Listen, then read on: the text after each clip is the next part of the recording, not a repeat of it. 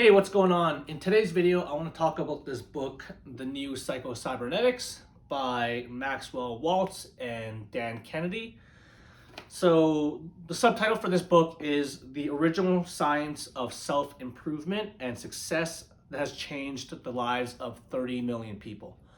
Now, I listened to this book probably 10 years ago, and I remember it was really good. There's a lot of value in it. And recently I've been studying Dan Kennedy again. He's a really famous marketer. And through his books and programs, he mentioned this book again. So I figured, you know what? It's been a while. I've had the hard copy of this book, but I don't think I've actually read it. Like, I've listened to it, but I don't think I've read it. So I figured now is a great time to reread it and just review some of the concepts in it. And yeah, it's so jam-packed. And what I like about it is it really talks about how your self-image is the foundation to everything, right? If you have a poor self-image of yourself, then no matter what you do, you're going to be limited by that self-image. Because Dr. Maxwell Maltz, he was a plastic surgeon, and he kind of figured this out through the process of doing plastic surgery on people. You know, he would have patients come in, whether they were in a bad accident or something else where their face was a bit disfigured. So then he would perform surgery on them, and then he'd realize that after the surgery, their lives improved dramatically because the self-image they had of themselves changed. He also noticed that sometimes people would come in, and because they had a poor self-image of themselves, realizing that, you know, certain aspects of their face needed to be changed. So he would do the surgery again. But then after the surgery, he realized that their self-image hasn't changed. They still saw themselves as ugly and not worth it. And, you know, their lives were just didn't improve like he saw with his other patients. So that's when he realized that, you know what, it's more than just the appearance of things. It's really how you see yourself that really impacts the way your life turns out, whether you're going to be, you know, successful and attract money, friends, or whatever the case may be, or if you're going to live the same life as you did before, kind of, you know, thinking of yourself as ugly or not worth it, or, you know, feel like you're just wasting people's time. So the one thing I want to talk about here is this goal striving mechanism that he has around the subconscious mind. And he basically talks about the aspect of mental rehearsal. So I'm not sure if you heard of this before, but there's an experiment that was done with basketball players. So they would have basketball players, 3 groups of people. The first group, they would have basketball players shoot hoops for 21 days, and they would practice for 20 minutes. So that was group number 1. Group number 2 were people who just did nothing.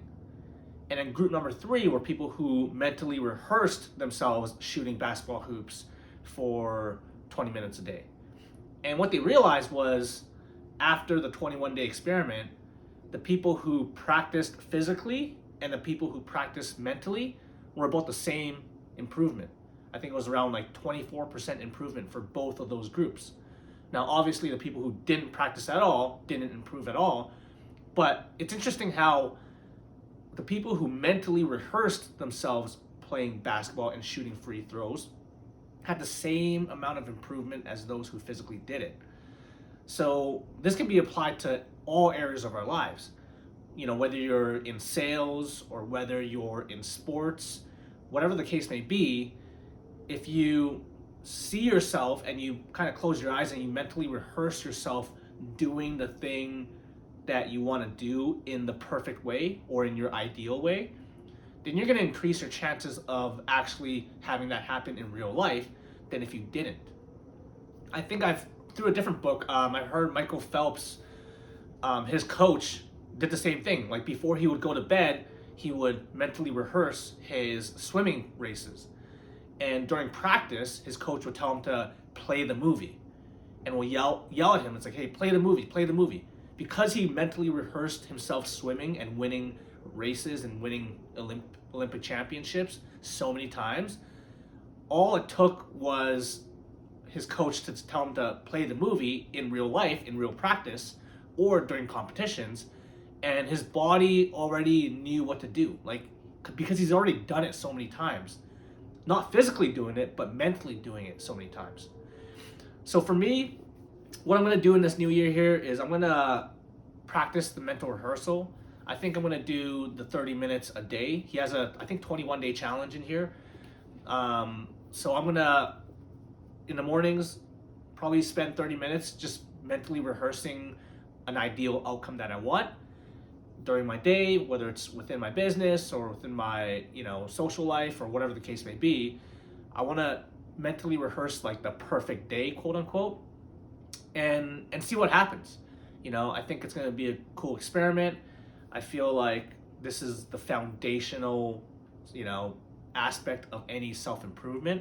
So whether it's, like, again, business or maybe DJing or doing other things throughout my day, I want to mentally rehearse the most ideal aspect of it and then see what happens in 21 days. And then I think as I keep reading this book too, it'll just reinforce this idea of mental rehearsals and how that can drastically improve my life.